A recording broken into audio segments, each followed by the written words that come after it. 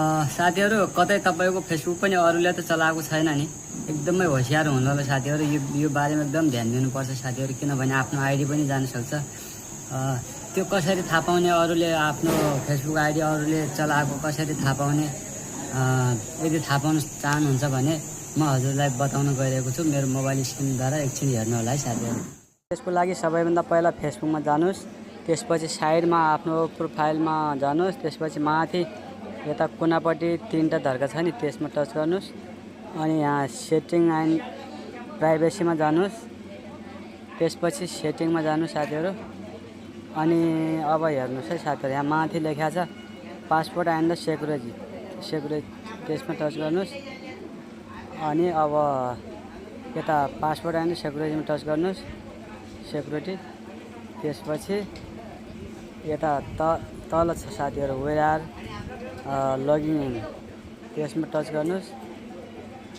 यता हेर्नुहोस् साथीहरू, यहाँ आफ्नो आइडी देखाउँछ, त्यो आइडीमा टच गर्नुहोस्। त्यसपछि यहाँ यता हेर्नुहोस्, अब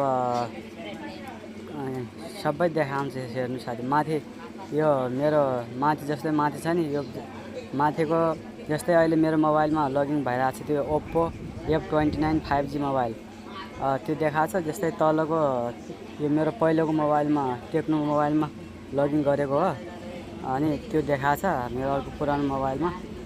यसरी तल देखाउँछ साथीहरू। अब यस्तो अवस्थामा अरू तपाईँको पनि अब यदि कसैले चलाएको भएपछि यहाँ तल देखाउँछ, तलको सबै देखाउँछ। त्यसको लागि हजुरले यतादेखि लगआउट पनि गर्न सक्नुहुन्छ। त्यसको लागि तल सेलेक्ट डिभाइस टु लगआउट लेखा छ, त्यसमा टच गर्नुहोस्।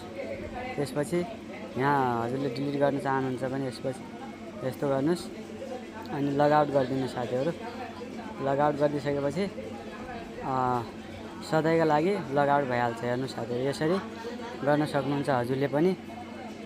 यस्तै जानकारी भिडियो हजुरहरूलाई चाहिन्छ, त्यसैले भिडियोलाई सेयर गर्नु साथीहरू। लाइक कमेन्ट सेयर गर्न नबिर्सनु होला।